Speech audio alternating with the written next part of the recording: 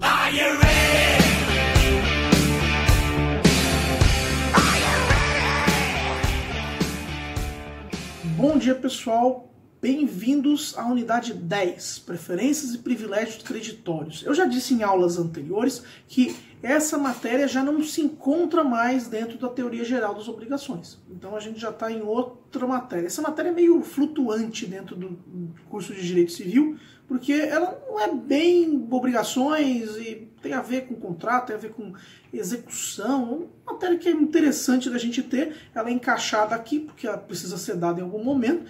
Então eu vou tentar ser até breve, porque ela é uma listagem, de certa forma, e essa listagem, sim, vocês vão poder checar diretamente com a leitura da lei. Bem, a ideia aqui dessa aula é a gente estudar o que acontece e como é que se lista, como é que se dá preferência para uns credores em relação aos outros em caso de dívidas do devedor, quando essas dívidas superam o patrimônio desse devedor. Bem, então o artigo 955, vocês veem que a gente fez um salto aí da matéria, a gente estava no artigo 400 e pouquinho, a gente passou por 955, né? Então o artigo 955 vai dizer que procede-se a declaração de insolvência toda vez que as dívidas excedem a importância dos bens do devedor. Então se o devedor tiver mais dívidas do que patrimônio, ele é considerado insolvente. No Código Civil de 16, isso é chamado de concurso de credores, o que eu acho pessoalmente uma terminologia até mais legal do que dizer declaração de insolvência. Concurso de credores parece uma coisa muito mais interessante. De qualquer forma, vale a pena também lembrar que a insolvência é diferente da falência. A insolvência é da pessoa natural, enquanto que a falência é da pessoa jurídica. Nas empresas. Empresas sofrem falência, pessoas não sofrem falência. Ah, mas a gente vive falando que eu estou falido, tal. Você pode falar isso, mas dentro do mundo do direito você está insolvente e não falido. Então fica aí a dica para você consertar e corrigir as pessoas que falam que estão falidas. Não, você não está falido, você está insolvente. Bem, o artigo 1052 do Código de Processo Civil vai dizer que até a edição de lei específica, execuções contra esse devedor insolvente em curso ou que venha a ser propostas permanecem reguladas pelo CPC de 1973. Então, se aplica o CPC de 73 quanto ao concurso de credores ou declaração de insolvência. Mas a gente não vai tratar de processo aqui, a gente vai tratar só de direito material. Bem, então o artigo 956 vai falar o quê?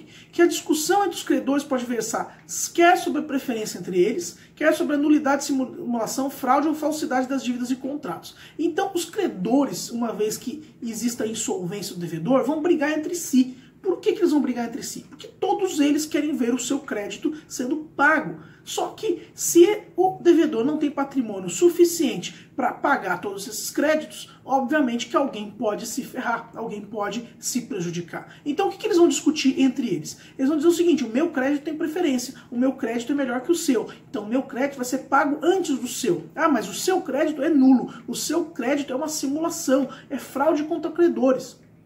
Lembra de fraude contra credores, as simulações e tal, e fraude contra credores mesmo, que pode gerar a anulação de um negócio jurídico, que a gente estudou lá em parte geral? Então, isso volta aqui. Os credores vão brigar entre si para dizer que ou o crédito tem preferência, ou o crédito alheio é viciado de alguma forma. Então, essa é a discussão dentro de um procedimento de insolvência. E se não houver nenhum tipo de preferência? Se demonstrou que todos os créditos ali que existem são válidos, só que nenhum tem preferência uns sobre os outros. Nesse caso, a aplicação do princípio do concurso partes fiunt, ou seja, a divisão igualitária dos créditos na proporção deles. Então, não havendo título legal à preferência, de acordo com o artigo 957 do Código Civil, os credores vão ter direito igual sobre os bens do devedor comum. Ah, mas como assim, professor? Quer dizer que tem o credor A, B e C sobre os bens de X? E vai dividir 33% para cada um dos bens que sobraram de X?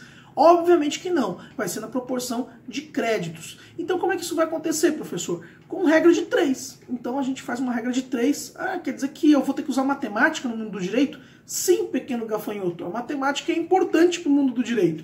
E essa é uma das razões. A gente vai fazer a regra de 3 e calcular a representatividade de cada crédito dentro do patrimônio do devedor. Então, se você somar todos os créditos que existem e daquela somatória, um dos credores tem 50%, então 50% dos bens do devedor vão para esse credor. Essa que é a lógica, tá? Bem, mas e com relação às preferências em si? Então você tem as preferências e privilégios, é isso que a gente estuda nessa aula. No artigo 958 vai dizer que os títulos legais de preferência são os privilégios e os direitos reais. Então, existem situações em que o crédito tem uma preferência em relação aos outros. E isso implica em quê? Em que ele vai ser pago antes. Então quer dizer, professor, que se um crédito tem preferência, ele vai ser pago antes e os demais créditos podem ficar zerados, eles não vão poder ser pagos nada? Exatamente, pode acontecer isso.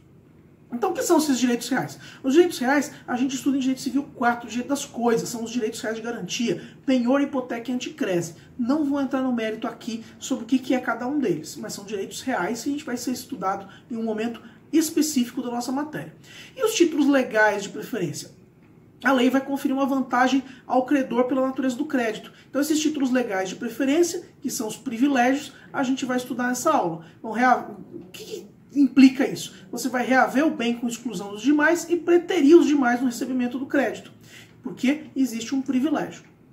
Então quais são os créditos com privilégio especial? Eles estão no artigo 964 do Código Civil. Esses créditos de privilégio especial incidem somente sobre determinados bens. Então, quando se fala em privilégio especial, a gente está falando de bens que vão responder aos créditos a eles relativos. Não se trata de direito real, mas de um bem que, por alguma razão, que são os incisos do artigo 964, dialogam com esses créditos. Se vocês lerem os incisos, vocês vão acabar entendendo do que se trata.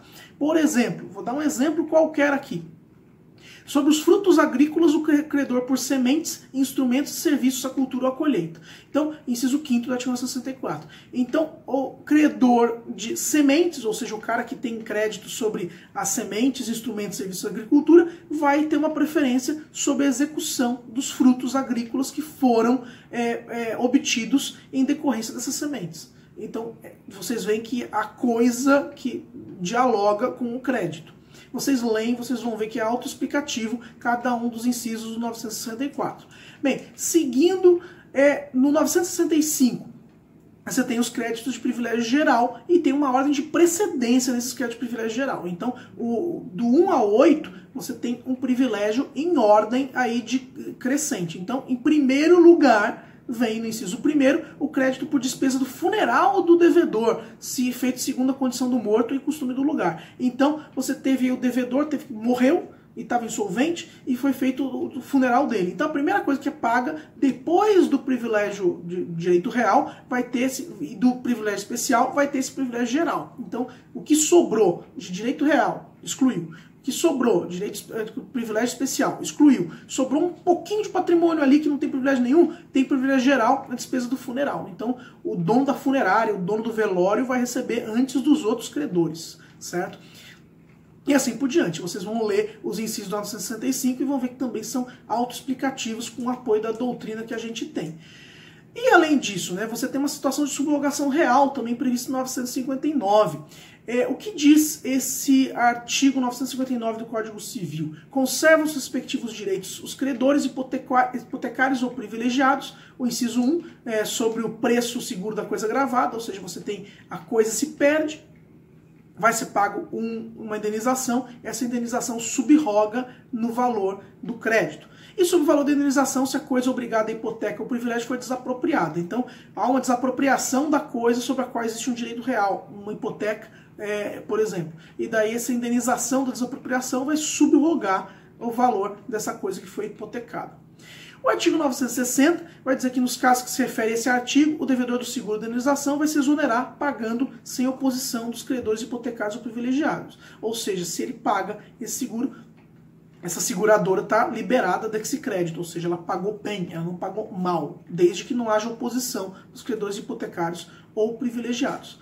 E o 961, que eu acho que, na minha opinião, é o artigo mais importante dessa aula, ele vai esclarecer qual é a ordem dos créditos. Então, o 961 vai dizer o quê? Que o crédito real prefere ao pessoal de qualquer espécie. O pessoal privilegiado prefere ao simples. E o privilégio especial prefere ao geral. Então, numa ordem aí, como é que fica? O crédito real é pago primeiro.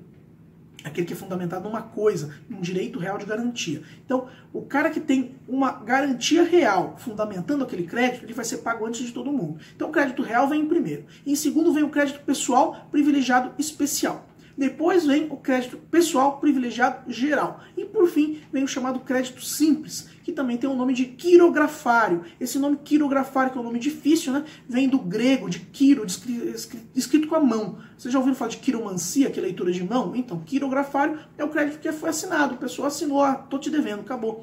Esse crédito é o mais podre, digamos assim. É o crédito que dificilmente vai ser pago quando o devedor está muito endividado. E quando rolar de ter vários credores na mesma classe? É a mesma regra que a gente viu antes. O 962 vai esclarecer que quando concorrerem aos mesmos bens e por título igual, 2 ou mais credores da mesma classe, especialmente privilegiados, haverá entre eles um rateio proporcional ao valor dos respectivos créditos, se o produto não bastar para o pagamento integral. Então, às vezes, aquela coisa não basta para pagar tudo quando for penhorada. Então, vai ser proporcional o rateio entre esses credores que estão na mesma classe de privilégio. E por fim, para finalizar, o 963 vai dizer que o privilégio especial só compreende os bens sujeitos, por expressa disposição de lei, ao pagamento do crédito que favorece. E o geral, todos os bens não sujeitos a crédito real, nem a privilégio especial. Então, todos os bens que não estão vinculados a um crédito real, nem vinculados a um privilégio especial, vão responder pelos créditos de privilégio geral. Tá, pessoal? Essa matéria é levemente técnica e eu remeto vocês à leitura do material que eu disponibilizei. Eu acho que aquele texto vai acabar sendo mais fácil para entender a lógica dessas questões de preferência e privilégios, mas é só para vocês saberem que existe uma previsão de ordem de quais os créditos melhores até os créditos piores, no sentido de que o crédito melhor, o crédito real, tende a ser pago e o crédito quirografário, que não tem privilégio algum, tende a não ser pago no caso de insolvência do devedor. Tá certo, pessoal? Dúvidas no Google Classroom? Na próxima aula a gente inicia a última unidade do nosso curso, que são os atos unilaterais de vontade. E daí com isso acabou o semestre e acabou o Direito Civil 2, rumo a Direito Civil 3, contratos. Certo, pessoal? Até a próxima.